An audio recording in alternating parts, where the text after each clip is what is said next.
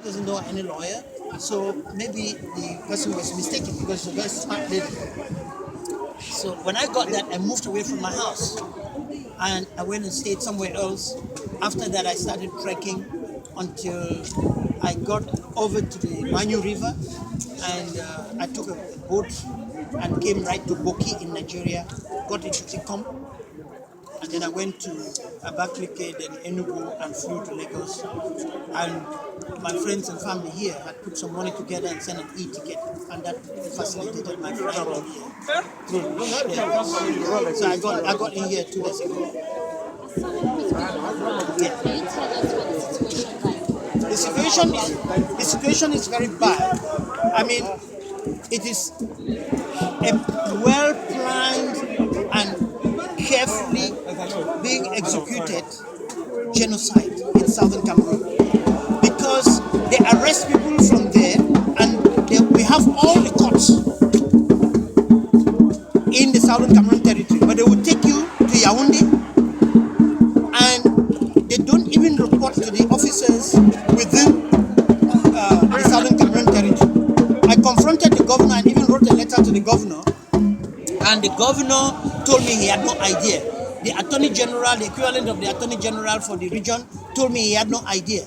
So everything is being done in the dark. And,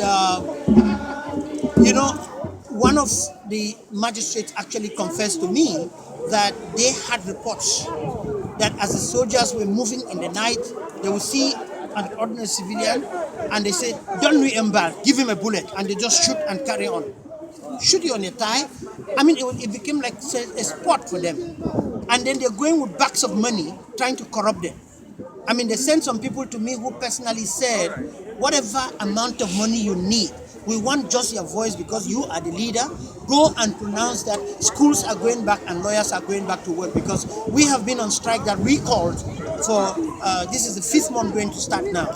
We're not going to courts. And the teachers too, they've refused to go. They're doing all sorts of arm twisting, but we have stood firm. And I think this is the moment that God has ordained for us to succeed. Because initially, for all these years, we have been having little associations, but for once, we are speaking like one people, and it makes a huge difference, both in the diaspora and in the territory itself. What do you think is the role of the international community in this class? The international community has been shamelessly indolent with respect to the inhumanity that is being perpetrated on us in southern Cameroon.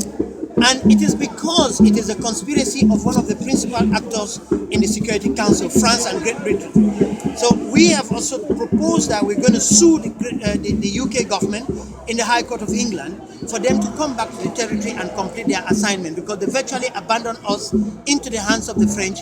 And that is why the French establishment, sort of operating within the ambit of a pact with the Cameroon establishment, are,